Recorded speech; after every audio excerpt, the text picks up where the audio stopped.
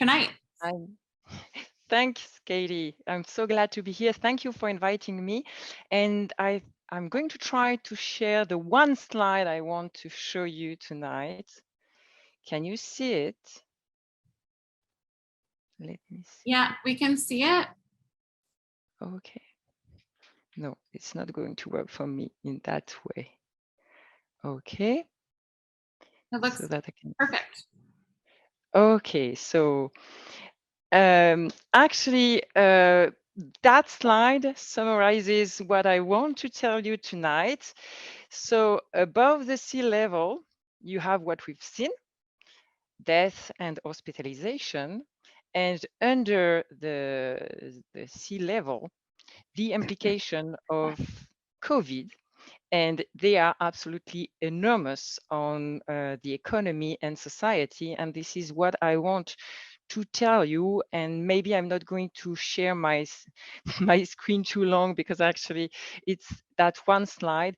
But the thing is that the invisible is so huge, and I'm going to explain why.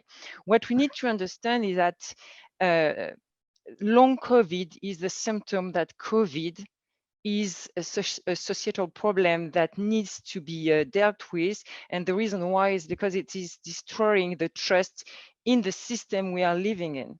This system, it's the capitalist system, we like it or not, but this is a system we are living in. And actually, COVID destroys us, so we destroys it.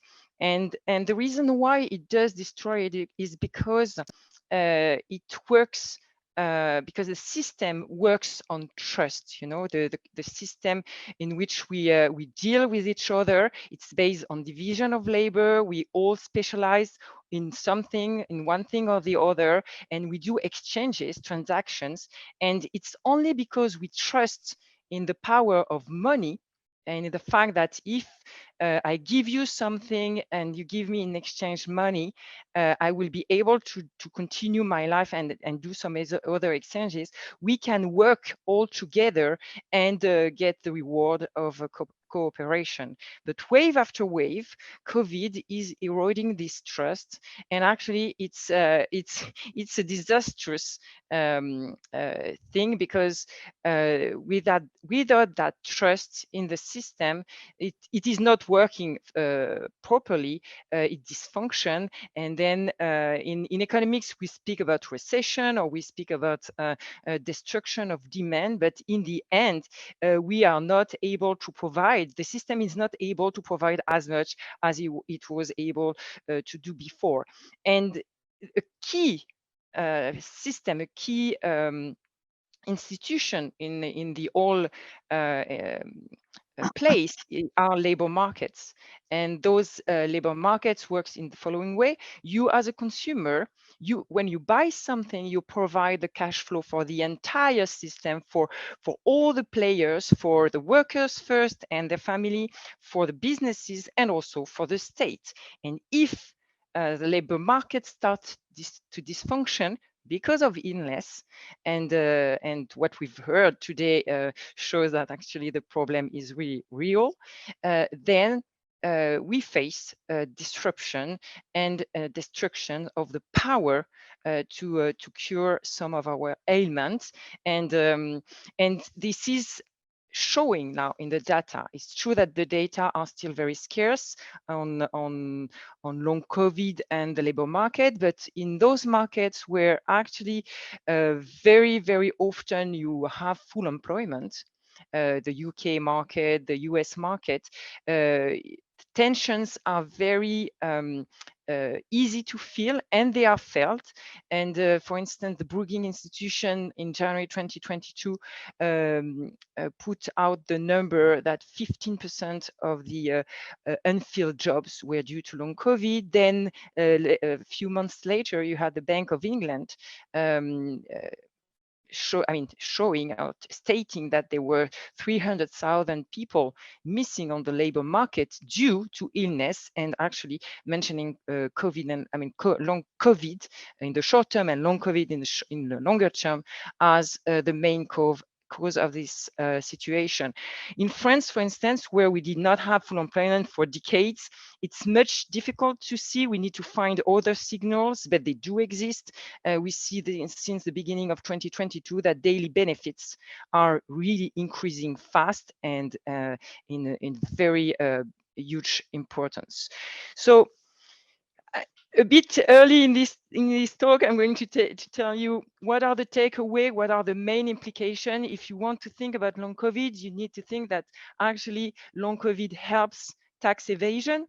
If you have less people working, you have less taxes paid in order to finance public services just at the time when they are in so much need, be they a healthcare system or pension system. In France, for instance, 95% of what people get when they retire comes from people working today. So when you have less people in the working force, it becomes really a societal problem. Then you need to think that, of course, long COVID destroy wealth for the people who can't work anymore and cannot meet ends. Then long COVID competes with other businesses in taking out people, taking out labor from the pool. And for businesses, this will, and for some of them, it's already a nightmare because when you have, first of all, when you can't find people, you are in difficulties to proceed with your company, and then when your labor force starts being sick, you face disruption, longer time production, and then it comes even to the fact that you might not find the material and the resources you need once the situation propagates to the entire economy, and other businesses cannot provide you with what you need as means of production. Then, of course, long COVID feeds inequality. It's been said here, between men and women, between white and Hispanos, for instance, between people having the chance to have good insurance and self-employed, etc., etc.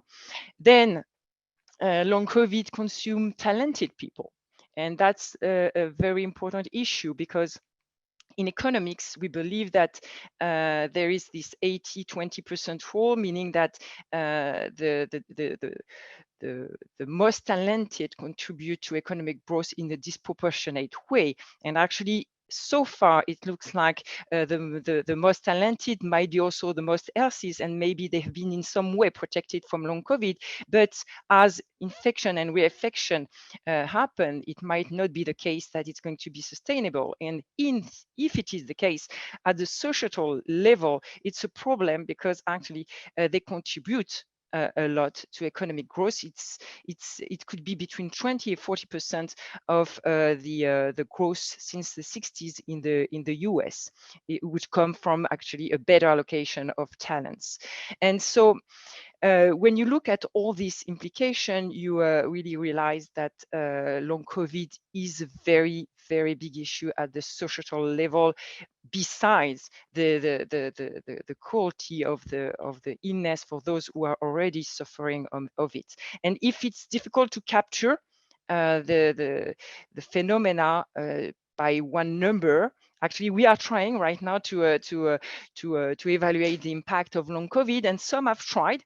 At least one economist has tried to evaluate what could be the cost of long COVID. His name is David Cutler at the Harvard University, and he comes with the number of $3.7 trillion, which is actually the equivalent of the cost of the recession, of the recent recession. So the conclusion is that actually, with such huge number and with so many societal implications, there is not really any limit to the investment we can take as society to take protective measures. And I stop here.